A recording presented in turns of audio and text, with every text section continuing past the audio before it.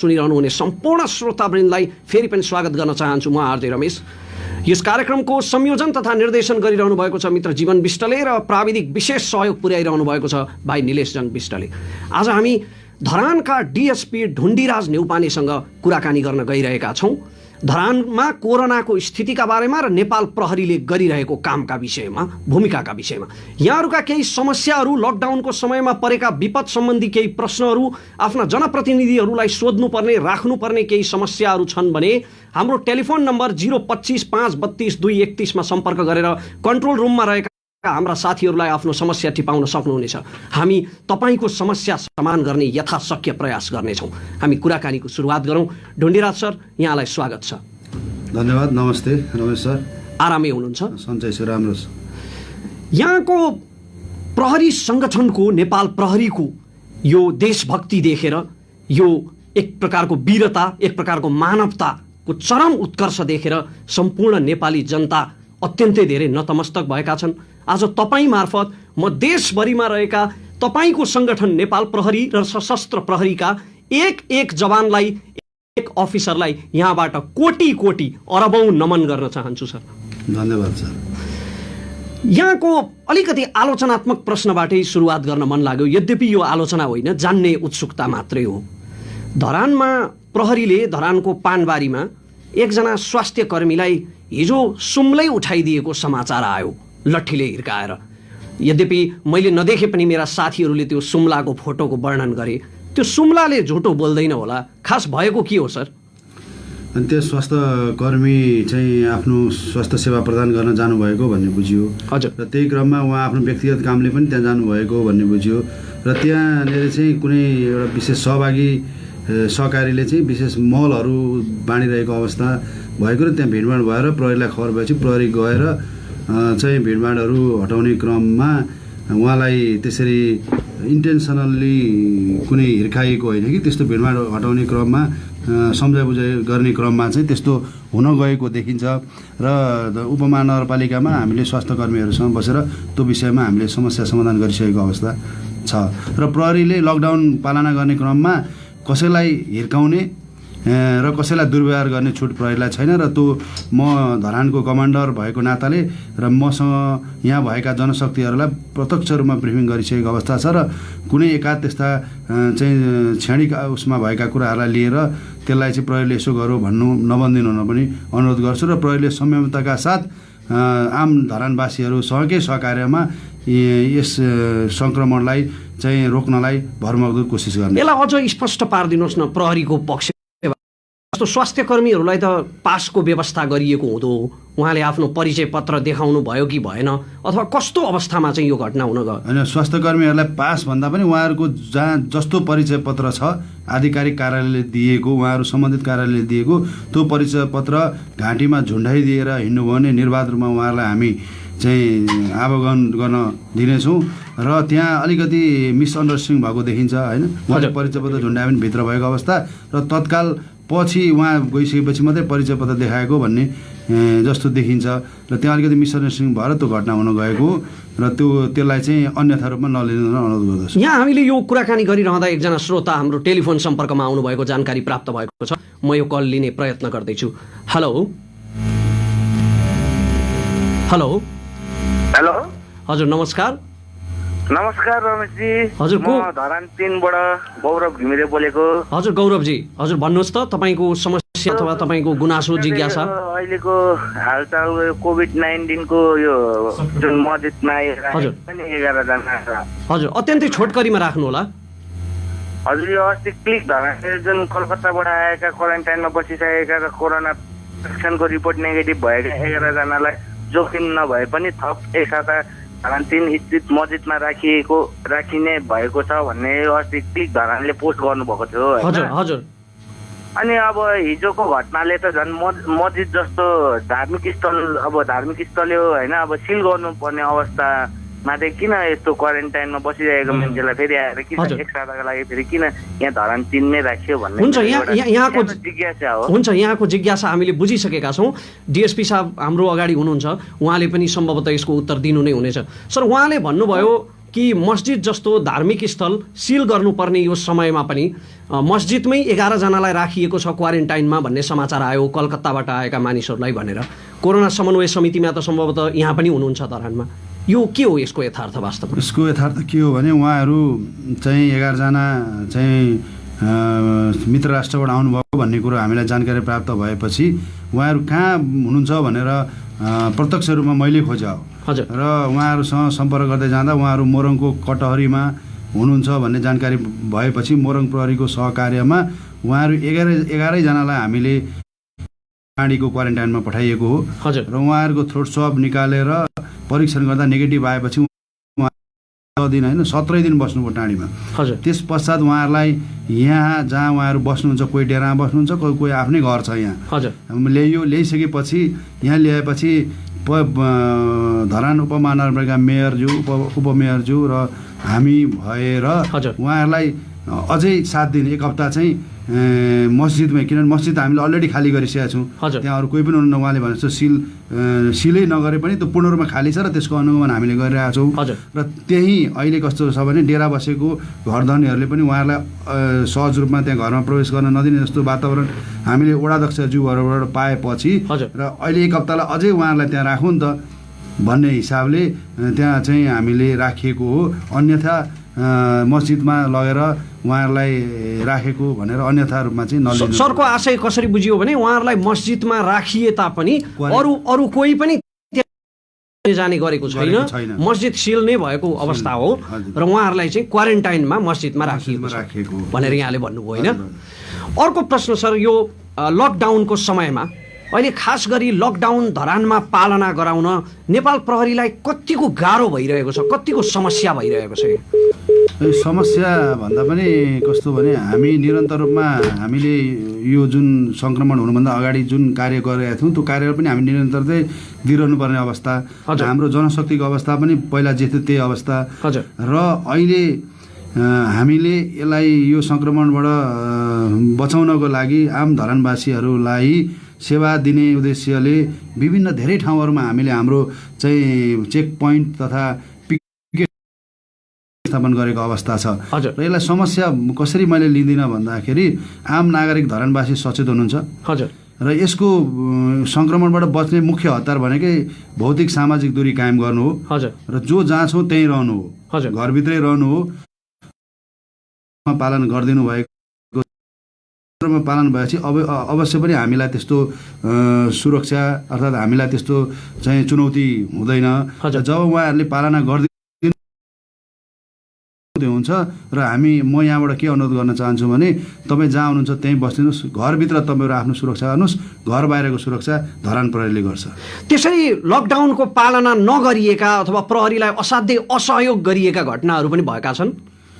असहयोग भन्दा पनि जस्तै कस्तो भने हजुरको घरबाट ननिस्किदिनुहोस् भन्दाखेरि निस्किदिनुहुन्छ। अब कसरी बुझिदिनु भएको छ भने कर्फ्यू लाएर निश्चित अवधिलाई चाहिँ छोडिदिएको जस्तो र कुनै बन्द भएर अर्थात् नेपाल बन्द जस्ता राजनीतिक दलले गरेका कार्यक्रमहरू भएर 5 बजी फेरि खुले जस्तो उहाँहरूले बुझिदिनु भएको पनि भेटियो। र हामीलाई चाहिँ हामी जाँदाखेरि चाहिँ अलिकति प्रहरीलाई हाम्रो लागि चाहिँ गरिदिए जस्तो, प्रहरीको लागि चाहिँ मैले लुक दिनुपर्छ अथवा घरभित्र बस्दिनुपर्छ भन्ने जस्तो व्यवहार गरेको पाइयो। तर अहिले पछाडिको घटनाक्रमहरू र पछाडिका अहिलेका समयमा चाहिँ उहाँहरूले सबै कुरा बुझेर यो चाहिँ हाम्रै स्वास्थ्यको लागि हो भन्ने बुझिदिनु भएको अवस्था अहिले चाहिँ छ र हामीलाई त्यस्तो कठिनाइ अहिले भएको छैन। अलिकति प्रसङ्ग बदलौँ सर, जब उदयपुरमा हिजो करिब 14 जनामा कोरोना सङ्क्रमण भेटियो र हरिनगरका पनि एक व्यक्तिमा कोरोना सङ्क्रमण भेटिएको छ, यी दुवै ठाउँहरू भनेका धरान नजिक हुन् धरानबाट, यसले त धरानलाई कोरोना सङ्क्रमणको यो चुनौती समाधान गर्न धरान प्रहरीको तयारी के छ? अब यसमा के छ भन्दाखेरि तपाईँको छिमेकी जिल्ला र आफ्नै जिल्लामा आफू बसेकै जिल्लामा र मात्रै हामीले यसलाई चाहिँ अलिकति सुरक्षित हुनलाई कडा कदमहरू चाल्नुपर्छ भन्ने भन्दा पनि जुन दिनदेखि हामीले लकडाउन सामना गर्न थाल्यौँ त्यही दिनदेखि हामी चाहिँ के छौँ भन्दा उच्च जोखिममा छौँ धरान। अरू जिल्लाभन्दा सुनसरी जिल्लाको धरान चाहिँ धरान सहर चाहिँ उच्च जोखिममा छ। किन भन्दा यहाँ सङ्क्रमितको सम्भावना भएका व्यक्तिहरू र सङ्क्रमित भएपछि पनि ल्याएर उपचार गर्ने थलो भनेको यही हो। हजुर। र हामी त्यही कारणले पनि उच्च जोखिममा छौँ र अहिले उदयपुरमा र सुनसरीकै हरिनगरमा देखियो भनेर जुन अहिले टेस्टहरू भइरहेको छ र उपचारका क्रममा हुनुहुन्छ र यस्तो अवस्थामा त हामीले अहिले के गरेका छौँ भन्दाखेरि धरानलाई जसरी पहिला 3 कुने नाकालाई अलिक कडाइ गरेका थियौँ भने अहिले उदयपुर जिल्लाबाट छिरेर आउन सक्ने पश्चिम नाका जुन चतरा नडा भएर आउने बाटो छ त्यसलाई हामीले हिजो बेलुकैदेखि चाहिँ सिल गरेका छौँ। सिल यो मानेमा गरेका छौँ कि के अरे त्यहाँबाट कुनै पनि व्यक्तिहरू अनधिकृत व्यक्तिहरू प्रवेश गर्न दिएका छैनौँ र त्यहाँबाट आउने जुन पहिला आउँथे तरकारीहरू दुधहरू त्यसलाई पनि हामीले रोकेका छौँ। जो व्यक्तिहरूले हातमा बोकेर आउनुहुन्थ्यो, साइकलमा बोकेर तरकारी ल्याउनुहुन्थ्यो, दुधहरू ल्याउनुहुन्थ्यो। तर सर यसरी त फेरि धरानमा अर्को समस्या आउने भयो नि, किनभने चतरा नहडा भरोल लगायतका क्षेत्रहरूबाट यहाँ दुध तरकारीको आपूर्ति हुन्छ। यसले त फेरि अत्यावश्यक वस्तु अभाव सृजना हुँदैन र? हुँदैन। दुधको हकमा हामीले चाहिँ जति दुध छ त्यहाँ सङ्कलन गरेर ल्याउनुहोस्, व्यक्तिले नल्याउनुहोस्। सङ्कलन गरेर एकमुष्ट आउँछ भने हामी त्यसलाई छुट दिएका छौँ। आज बिहान पनि एउटा गाडीमा 400 लिटर दुध त्यही क्षेत्रबाट आयो सङ्कलन भएर, हामीले त्यसलाई निर्वाध छोडिदिएका छौँ। र एकमुष्ट सङ्कलन गरेर तरकारी पनि ल्याउनुहुन्छ भने हामी त्यसलाई पनि सहज आपूर्ति गर्ने व्यवस्था मिलाउँछौँ। ओके भने रमेशजी एउटा सानो अपडेट गराउन चाहन्छु। हामीलाई मोबाइलबाट पनि हाम्रा सम्पूर्ण दर्शक र श्रोताले यति बेला विभिन्न किसिमका जिज्ञासाहरू टिपाइराख्नु भएको छ बिहानबाट नै। र भर्खरै मात्र बोरङको पथरीबाट सुखद राजवंशीजीले हामीलाई एम्बुलेन्सको नम्बर माग्नु भएको थियो र सम्बन्धित निकायलाई हामीले जानकारी गराइसकेको छौँ र उहाँको घरमा अबको करिब 1 घण्टाभित्रमा एम्बुलेन्स आउने पनि जानकारी म यहीँबाट गराउन चाहन्छु। र यस्ता जिज्ञासाको लागि हामी तपाईँसँग रहनेछौँ। यति बेला फेरि अर्को टेलिफोन आएको छ रमेशजी, यसलाई लिन अनुरोध गर्छु। एकदम सर्टकटमा लिउँ रमेश। हजुर। Hello hello hello. यो टेलिफोन डिस्कनेक्ट भइसकेको छ। एम्बुलेन्सको कुरा गर्दै हुनुहुन्थ्यो जीवनजीले। जीवनजी लगायतका हाम्रो कन्ट्रोल रुममा बसेका साथीहरूले पथरीका सुखद राजवंश उहाँलाई एम्बुलेन्सको प्रबन्ध गरिदिइसक्नु भएको छ। उहाँको जिज्ञासा सुनेर धेरै धेरै धन्यवाद जीवनजी। एम्बुलेन्सको कुरा गरिरहँदा मलाई एउटा प्रश्न सम्झना आयो सर। अहिले एम्बुलेन्स चालकहरूप्रति असाध्यै उच्च सम्मान छ, जसले पर्सनल प्रोटेक्टिभ इक्विपमेन्ट बिना नै पनि बिरामीहरूको सेवा गरिरहेका छन्, अहोरात्र खटिरहेका छन्। ती एम्बुलेन्स चालकहरूप्रति साह्रै उच्च सम्मान गर्दै एउटा प्रश्न गर्न मन लाग्यो। यति बेला त्यही अघि मैले भने जस्तो गिद्धलाई अनिकालमा दसैँ आउँछ भने चाहिँ केही एम्बुलेन्स चालकहरूले, सबैले होइन, चाहिँ यसको नाजायज फाइदा उठाएर धरानदेखि काठमाडौँसम्म पुगेको 50,000 लिने, हिजो 18-20 हजार भाडामा हुने ठाउँमा आज त्यसै गरी भाडालाई चाहिँ दोब्बर तेब्बर बनाउने गरेको पाइएको छ। यसमा धरान प्रहरीको ध्यान कति? होइन, अभियसली हाम्रो यसमा ध्यान गएको, यो त अपराध हो नि, गएको छ र यसलाई चाहिँ हामी झन् BBKHसँग नजिकको र हामीले हेर्ने नै संस्था भएको हुँदाखेरि त्यहाँ रहेका एम्बुलेन्सहरू र त्यहाँको हाम्रो समन्वय भइरहेको अवस्था छ। र त्यसरी कुनै एम्बुलेन्स चालकले व्यक्तिगत फाइदा लिने, आफ्नो चाहिँ कुनै धन्दा चलाउने कोसिस गर्छ भने त्यस्तो उजुरी हामी कहाँ आयो भने अवश्य नै हामी कारबाही गर्छौँ। एम्बुलेन्स चालकलाई कारबाही गर्छौँ र एम्बुलेन्स पनि हामी चाहिँ नियन्त्रणमा राख्छौँ। भनेपछि यदि कुनै एम्बुलेन्स चालकले त्यसरी अनाधिकृत रूपमा फाइदा उठाएर एम्बुलेन्स चालक जस्तो पवित्र पेसालाई बदनाम गराएर धन्दा चलाएको थाहा भयो, हामीले त्यस्तो प्रमाण, टेप अथवा सबुत केही पेश गर्यौँ भने धरान प्रहरीले कारबाही गर्छ, अवश्य गर्छ। अर्को एउटा प्रश्न सर, यो कालोबजारी सम्बन्धी नै। यो यति बेला अब लकडाउनमा सङ्कट लागेको बेला, एकले अर्काको आँसु पुछ्नु पर्ने बेलामा झनै केही दर्ता नभएका खुद्रा व्यापारीहरूले चाहिँ 15 बेच्ने, 20 रुपियाँमा पाउने सामानलाई 30 रुपियाँमा बेच्ने, यसरी अनाधिकृत नाफा आर्जन गरिरहेका छन्। यस सम्बन्धमा प्रहरीले के गर्दैछ? यस सम्बन्धमा हामीलाई जानकारी प्राप्त, खबर प्राप्त भयो भने हामी सामान्य खालका, जस्तै तपाईँले भने जस्तो 2-4 रुपियाँ बढी लिएर गरेका कुराहरूमा हामी बोलाएर हिजो मात्रै पनि हामीले एकजना व्यवसायीलाई वडा प्रहरी कार्यालयमा ल्याएर हामीलाई खबर आएपछि उहाँलाई सचेत गरायौँ र जनप्रतिनिधिको वडाध्यक्षको रोहबरमा अब आइन्दा यस्तो हुँदैन भनेर सामान्य थियो। तर 17 नम्बर वार्डमा हामीले एकजना व्यवसायीलाई नै त्यसो गरेको जानकारी प्राप्त हुनसाथ हामीले मुद्दा दर्ता गरेर कारबाही गरेको पनि छौँ। हजुर, यो बाहिर नआएको मात्रै हो, हामीले मुद्दा दर्ता गरेर उहाँलाई कारबाही गरेको अवस्था पनि छ। यही 8-10 दिनको कुरा हो र हामीलाई यस्तो कुराको जानकारी दिन आम नगरवासीलाई म अनुरोध गर्छु र यसरी कालोबजारी गर्नेलाई कुनै पनि हालतमा धरान प्रहरी र नेपाल प्रहरीले छुट दिने अवस्था छैन। एउटा अत्यन्तै महत्त्वपूर्ण प्रश्न सर, जस्तो धरान प्रहरी को जनशक्ति सीमित छ, इलाका प्रहरी कार्यालय धरानको जनशक्ति सीमित छ। यतिखेर कोरोना विरुद्धको यो लकडाउन भइरहेको बेलामा अन्य क्षेत्रका अपराधहरू जस्तो कि लागु औषध दुर्व्यसनी अथवा चोरी डकैती गर्ने त्यस्तो खालका अपराधी स्वभावका अपराधीहरूले फाइदा लिने सम्भावना पनि छ। यी सबै रोक्नको लागि प्रहरीसँग जनशक्ति र प्लान अफ एक्सन पर्याप्त छ कि छैन?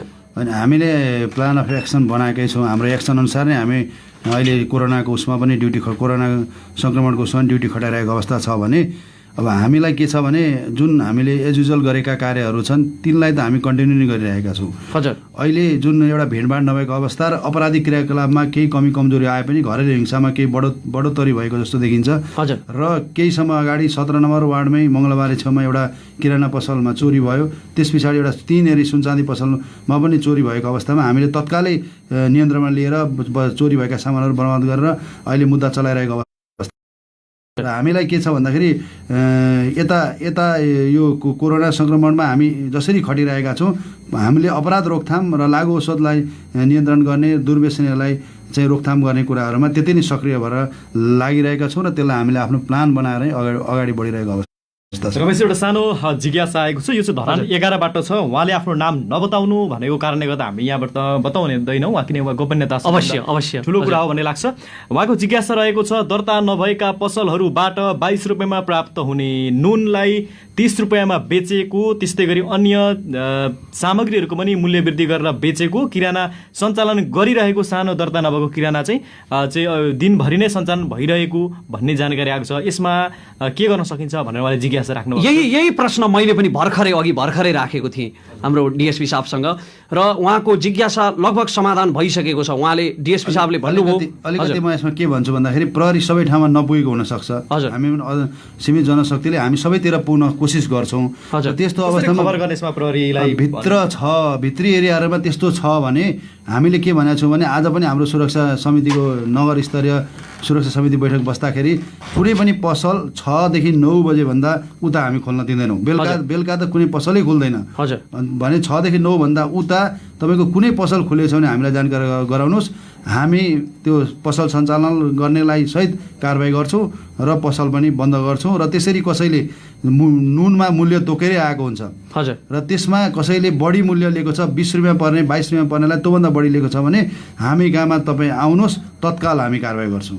यो कारबाही गर्नका लागि जस्तो सम्पर्क गर्दाखेरि प्रहरीले चाँडै रेस्पोन्स गरोस् भन्नका लागि सरको कुनै पर्सनल नम्बर छोड्न चाहनुहुन्छ? मैले पर्सनल नम्बर भन्दा पनि हाम्रो इलाका प्रहरी कार्यालय धरानको 98 520 90 126, म फेरि भन्छु 98 520 90 126 र मैले अर्थात् धरानमा कार्यालय प्रमुखले बोक्ने नम्बर 98 520 90 755 98 520 90 755 मा सम्पर्क गर्न सक्नुहुन्छ। यो जतिखेर पनि हामी व्यस्त नभएको अवस्थामा भनेको मतलब फोन व्यस्त, म व्यस्त भए पनि म उठाउँछु। र हाम्रो फेसबुक पेजमा जानुभयो भने इलाका प्रहरी कार्यालय धरान फेसबुक पेजमा जानुभयो भने धरान मातहतका इलाका प्रहरी कार्यालय लगायत 14वटा युनिटका नम्बरहरू त्यहाँ छन्। ती 14वटा युनिटका नम्बरमा जहाँ पनि फोन गरेर तपाईँले सम्पर्क गरेर आफ्नो गुनासा राख्न सक्नुहुन्छ, आफूले दिने सूचना भन्न सक्नुहुन्छ। त्यो सूचना तत्काल मौकामा आइपुग्छ र म कार्यान्वयन गर्ने पक्षमा जान्छु। यसलाई म फेरि पनि दोहोऱ्याउन चाहन्छु। डिएसपी ढुण्डिराज नेउपानेको नम्बर हो 98 520 90 755 98 520 90 755 मा तपाईँले खबर गरेर यस्ता कुनै पनि अपराधहरूको कालो बजारीको बारेमा तपाईँले उहाँलाई रिपोर्ट गर्न सक्नुहुनेछ। धरान प्रहरीले एक्सन लिन्छ भन्ने विश्वास उहाँले आम धरानवासीहरूलाई दिलाउनु भएको छ। पक्कै पनि रमेशजी, यसैसँग सम्बन्धित अर्को एउटा जिज्ञासा रहेको छ। भर्खरै मात्र हामीलाई फोन आएको थियो, मैले फोन चाहिँ एनसेलबाट रिसिभ गरिरहेको छु। हाम्रा सम्पूर्ण श्रोता अनि दर्शकले एनसेलबाट गरिराख्नु भएको छ। यो इन्टरभ्यूको बिचमा अपडेट किन भन्ने लाग्न सक्छ, किनकि कुनै पनि जिज्ञासाको समाधान तुरुन्तै लाइभ गरेको राम्रो भन्ने हामी चाहन्छौँ। र प्रहरीले विशेष गरी धरानको सन्दर्भमा सबैसँग समन्वय गरिरहेको, जनतासँग समन्वय गरेर मात्र प्रहरी अगाडि बढ्न सक्छ भन्ने धारणा डिएसपीले राख्नु भएको छ। त्यो हामीले प्राप्त पनि नेपालभरिकै लागि काम लाग्ने जिज्ञासा रहेको छ। विशेष गरी तपाईँको बिरामी चढेका चाहिँ गाडीहरू एम्बुलेन्स प्राप्त नहुँदाखेरि बाइक लगायत अन्य चाहिँ सवारी साधनमा पछाडि बिरामी बस्दा पनि अलिकति चाहिँ सम्बन्धित क्लिनिकहरूमा पुग्न गाह्रो भएको भन्ने कुरा आएको छ। यस्तो अवस्थामा पास लिनको निम्ति अब सिडिओ कार्यालय पुग्न पनि सकिन्न, होइन, जनप्रतिनिधि भएको ठाउँमा जान पनि सकिन्न भन्ने जिज्ञासा आएको छ। यो सम्भवतः जनप्रतिनिधिलाई नै राख्नुपर्ने प्रश्न हो, तर यसमा केही समन्वय गर्न सकिन्छ कि भनेर उहाँले प्रश्न गर्नुभएको छ। यसमा डिएसपी साहब के भन्न सकिन्छ? यो एकदम एकदमै संवेदनशील विषय सर। यदि एम्बुलेन्स नपाइएको खण्डमा मोटरसाइकलमै अथवा गाडीमै बिरामी राखेर लानुपर्ने भयो भने त्यो नजिकको क्लिनिकसम्म पुर्याउने कार्यमा कस्तो खालको समन्वय प्रहरीबाट हुन सक्छ? हामीले के भनेका छौँ भन्दाखेरि तपाईँको स्वास्थ्य सम्बन्धी कुराहरूमा हामी कसैलाई पनि बाधा पुर्याउँदैनौँ। हजुर। जस्तै कुनै व्यक्ति बिरामी हुनुहुन्छ भने उहाँले अघि हामीले नम्बर पनि दिएका छौँ, जनप्रतिनिधिज्यूलाई पनि भन्न पर्दैन, किनभने तपाईँले धेरैतिर किन फोन गरेर पैसा खर्च गर्नुहुन्छ। हजुर। होइन, त्यसलाई सञ्चय गर्नुहोस्। तपाईँले इलाका प्रहरी कार्यालयमा फोन गर्नुहोस्, मलाई गर्नुहोस्, अरू नम्बरहरूमा गर्नुहोस् र तपाईँ उपचार गर्न कहाँ जानुहुन्छ त्यहाँसम्म पुर्याउने व्यवस्था म गर्छु। हजुर। र तपाईँ कुन साधनले लिएर जानुहुन्छ, तपाईँलाई एम्बुलेन्सै चाहिँदैन। तपाईँ जेन्युन बिरामी हुनुहुन्छ भने तपाईँले गाडी नम्बर टिपाउनुहोस्। हजुर। र तपाईँको नम्बर दिनुहोस्, तपाईँको नाम र बिरामीको नाम दिनुहोस्। तपाईँलाई कहाँ उपचार गर्न जानुहुन्छ त्यहाँसम्म पुर्याउने जिम्मा कर्तव्य मेरो हो र म गर्नेछु। यहाँहरूले आफ्नो गाडी नम्बर टिपाउनु पर्ने हुन्छ प्रहरीलाई फोन गरेर, र आफ्नो र बिरामीको नाम र समस्या टिपाइसकेपछि प्रहरीले यहाँहरूलाई सहयोग गर्छ, समन्वय गर्छ नजिकको क्लिनिकसम्म पुग्नलाई भनेर डिएसपी साहबले आजै बिहान पनि मैले धेरैजना बिरामीहरूलाई कोही मोटरसाइकलमा जान्छु भन्नुभएको छ, कोही एम्बुलेन्समा, कोही गाडीमा जान्छु भन्नुभएको छ, प्राइभेट गाडीमा जान्छु भन्नुभएको छ। उहाँहरूलाई मैले सहज बनाइदिएको छु र उहाँहरू पुगेर पनि मलाई चाहिँ एसएमएस गरेर थ्याङ्क्स भनिरहेको अवस्था पनि छ अहिले। हजुर। अर्को एउटा जिज्ञासा रहेको छ, यो जुन रमेशजीको पनि अनुभव हो र हामी सबैको अनुभव पनि यति बेला विशेष गरी टोल छिमेकहरूमा यो चर्चाको विषय बनेको छ। अलिकति पैसा हुने व्यक्तिहरूसँग चाहिँ तपाईँको एम्बुलेन्स चालकहरूको समन्वयमा बिरामी नभए तापनि एकदेखि अर्को ठाउँमा लाने गरेका सूचनाहरू पनि हामीलाई चाहिँ मिडियामा टिपाउनु भएको छ धेरैले। यस्तो अवस्थामा प्रहरीलाई खबर गर्यो भने तपाईँहरू कारवाही गरिदिनुहुन्छ? मजाले। कुनै पनि बिरामी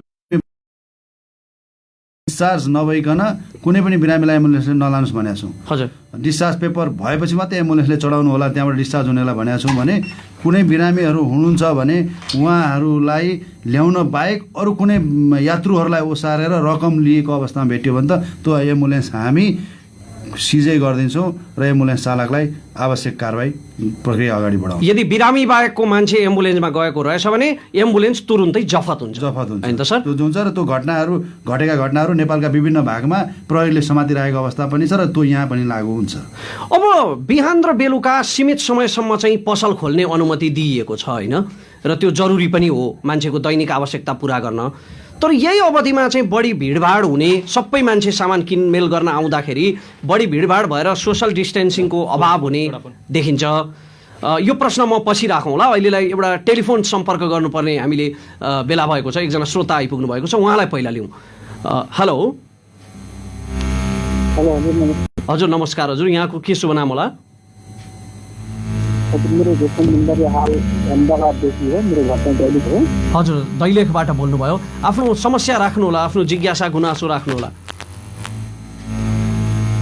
हजुर सर, यसमा चाहिँ यस्तो भयो, हामीहरूलाई चाहिँ धेरै साथीहरू यहाँ चाहिँ यस्तो रुममा चाहिँ आवेदन गरिरहेको थियो।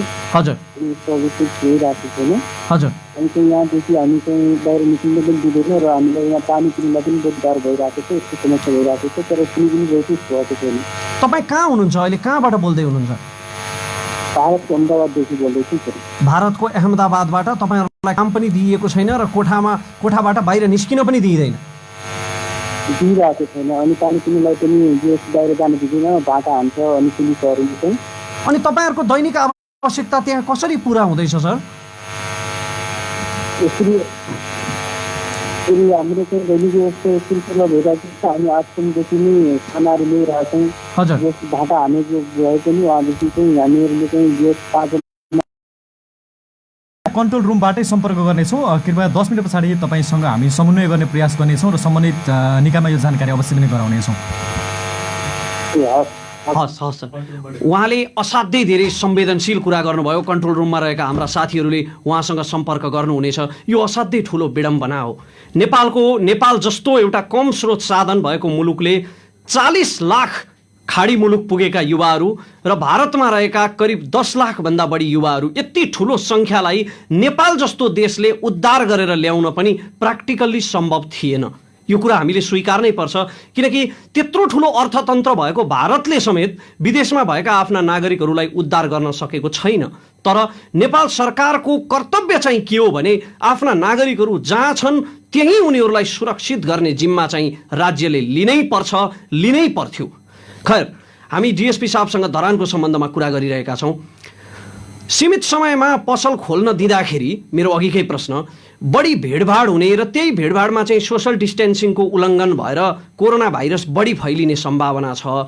यसको सम्बन्धमा धरान प्रहरीले के सोचेको छ, के गरिरहेको छ?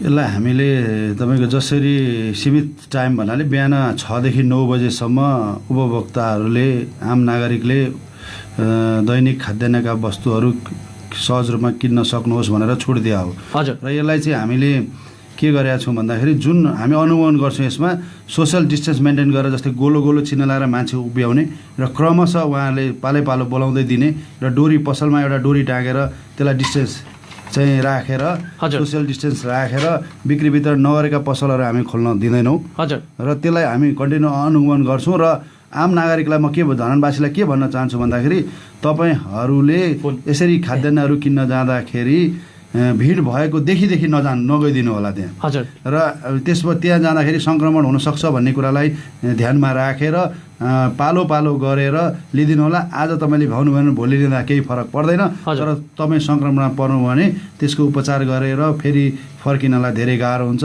त्यो भएर आज नपाए भोलि लिनु होला र आफू सुरक्षित हुने प्रयास गर्नु होला। यसो भनिरहँदाखेरि एकजना हाम्रो फेरि पनि फोन सम्पर्कमा आइपुग्नु भएको छ। हाम्रा श्रोता शुभचिन्तक, उहाँलाई स्वागत गरौँ। को बोल्नुभयो होला? हेलो, नमस्ते। नमस्कार हजुर।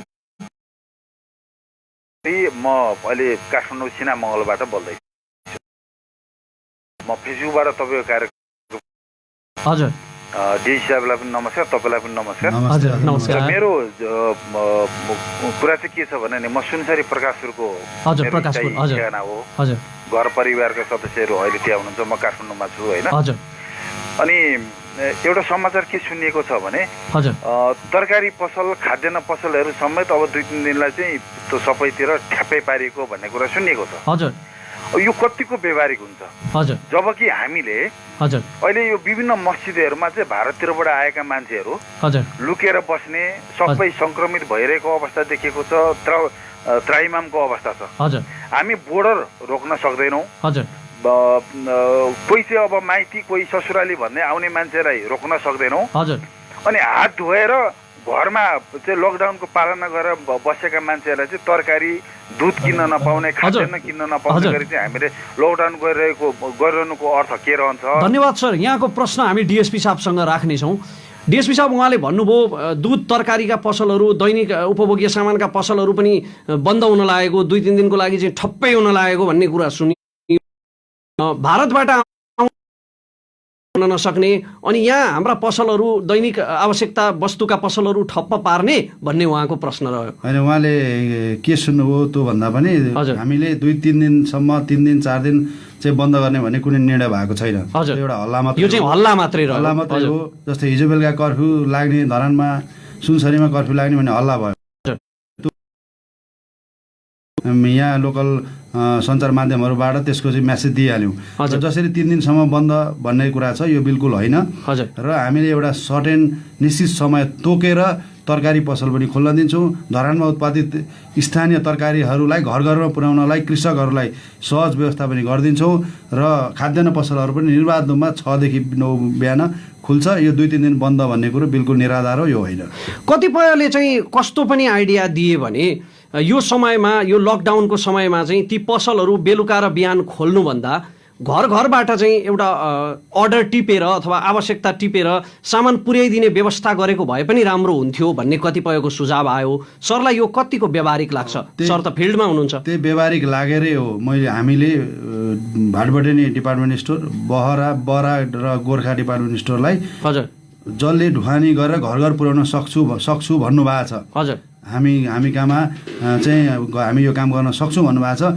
उहाँहरूलाई हामीले अनुमति दिएका छौँ। उहाँहरूले बिहान 10 बजेदेखि बेलुका 6 बजेसम्म निर्बाध रूपमा पुर्याइरहनु भएको छ। उहाँहरूका स्टाफहरू स्कुटीमा पनि हिँड्नु भएको छ र गाडीहरू प्रयोग गरेर पनि घर घरमा पुर्याइरहनु भएको अवस्था छ। तर यसरी पुर्याउँदाखेरि मध्यम वर्गीय र निम्न स्तरका व्यक्तिहरूले त्यहाँ पहुँच पुगेन भन्ने हामीलाई जानकारी पनि आयो। हजुर। त्यो जानकारी आइसकेपछि हामीले बिहान 6 बजेदेखि 9 बजेसम्म चाहिँ खोल्न दिएपछि त्यो स्तरका व्यक्तिहरू नागरिकहरू पनि खाद्यान्न किन्न जान सक्नुहुन्छ भनेर त्यो समय छुट्याएर खोल्न दिएको अवस्था हो। पक्कै पनि। र आदरणीय दर्शकबिन, आदरणीय श्रोताबिन, हामी अब यो अन्तर्वार्ता केही समय मात्र सञ्चालन गर्छौँ। अब करिब 5 मिनटभित्रमा हाम्रो डिएसपी साहबसँग राख्नुभएका यहाँका जिज्ञासाहरूलाई विशेष धन्यवाद दिँदै हामी कार्यक्रम सक्नेछौँ। तत्पश्चात हामी हाम्रा पूर्वाञ्चलमा रहनुभएका विशेष गरी प्रदेश नम्बर 1 का विभिन्न जनप्रतिनिधिहरूसँग उहाँहरूलाई टिपाइएका जनगुनासोसहित हामी जोडिनेछौँ।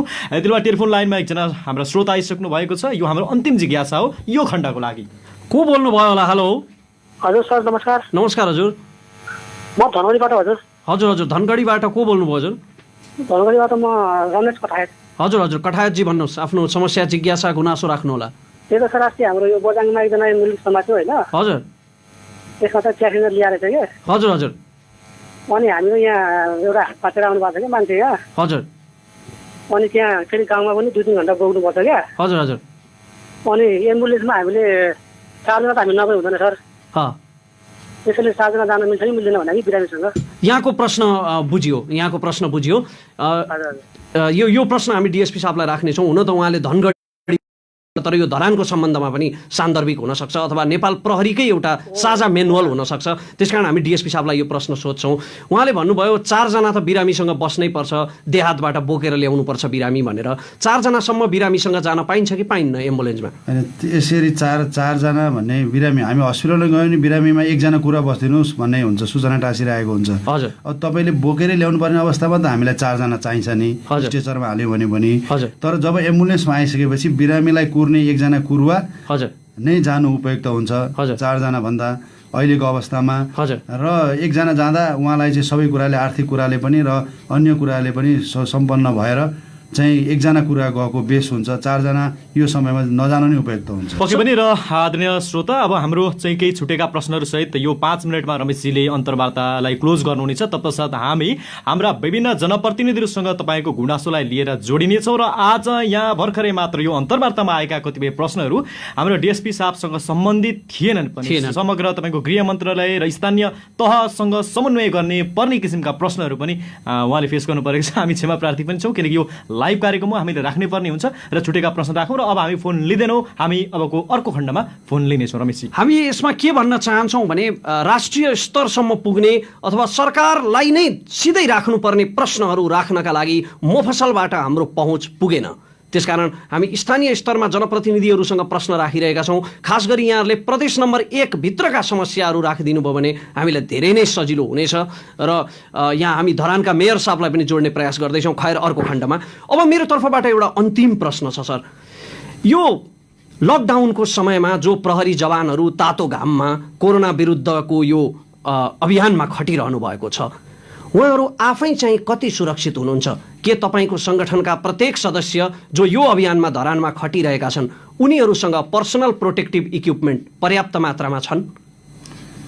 मैले यसलाई कसरी लिन्छु भन्दाखेरि हामीले बेसिक हेल्थ सेक्युरिटीलाई ध्यानमा राखेर नै अहिले ड्युटीमा खटेको अवस्था हो। हजुर। र यसको बेसिक पनि के हो भन्दाखेरि तपाईँ हातमा ग्लोभ लाउनुहोस्, मास्क लाउनुहोस्, साबुन पानीले हात धुनुहोस्, सेनिटाइजरको प्रयोग गर्नुहोस् हजुर भन्ने नै हो। र त्यो प्रयोग गरेर हामी चाहिँ निरन्तर चोकमा सडकमा उभिएर ड्युटी गरेको अवस्था छ। हजुर। र कुनै व्यक्तिहरूले हामीलाई के कुरा सोध्नु छ भने हामी सोसियल डिस्टेन्स मेन्टेन गरेर उहाँहरूसँग कुरा गरे अवस्था हो। र अहिले हाम्रो सुरक्षाको उपाय त्यही नै छ भने पिपिईको हकमा चाहिँ हामीले र चिकित्सकहरूसँग हामीले सल्लाह गर्दा पनि उहाँहरूले प्रत्यक्ष रूपमा बिरामी भएको ठाउँमा, सङ्क्रमित भएको ठाउँमा खटिएको प्रहरी कर्मचारीले पिपिईको प्रयोग गर्नुपर्छ। त रोडमा उभिएकोले प्रयोग गर्नुपर्ने अवस्था नहुन पनि सक्छ भन्नुभयो। तर सङ्क्रमित त जो जहाँ पनि हुन सक्छ नि, सडकमै भेटिन सक्छ नि सङ्क्रमित हुन्छ। तर के हुन्छ भन्दा त्यो हामी डिस्टेन्समा राखेर उहाँहरूसँग कुरा गर्न सक्यौँ भने त्यसबाट बच्न सक्छौँ भनेर हामीले सबैलाई ब्रिफिङ गरेको अवस्थामा त्यो त्यति सजिलै नहोला भन्ने लाग्यो हामीलाई। र हस्पिटलमा हुने प्रहरी कर्मचारीहरूलाई चाहिँ हामीले विभिन्न सहयोगी हातहरूबाट हामी काममा भएका 7 जना अहिले हस्पिटलमा खटिनु भएको छ, उहाँहरूलाई चाहिँ हामीले प्रदान गरेको अवस्था छ। र उहाँहरूले चाहिँ त्यहाँ हेल्प डेस्कमा बस्दा पनि लाउनुहुन्छ र आइसोलेसन वार्डमा खटिएर ड्युटी खटिनु भएका प्रहरी कर्मचारी पनि लागेको अवस्था छ। र पक्कै पनि यो जवाफ तपाईँले पाइसक्नु भएको छ र यो लकडाउनमा विशेष गरी विभिन्न बहानामा त्यो फाइदा पनि उठाउने काम नगरौँ। हामी नागरिक पनि सचेत हुन आवश्यक छ र प्रहरी र जनताको राम्रो समन्वयकै कारणले गर्दा धरानमा त्यस्तो धेरै अप्ठ्यारो परिरहेको अवस्था भने पक्कै पनि छैन, जुन हामी विभिन्न किसिमका हाम्रा सञ्चार माध्यमबाट पनि विश्वास गर्न सक्छौँ, त्यहाँबाट हामी हेर्न सक्छौँ। सर, एउटा अत्यन्तै महत्त्वपूर्ण प्रश्न यति बेला राख्नुपर्छ, किनकि यो कार्यक्रम आम नागरिकलाई काम लाग्ने होस् भन्ने हामी चाहन्छौँ।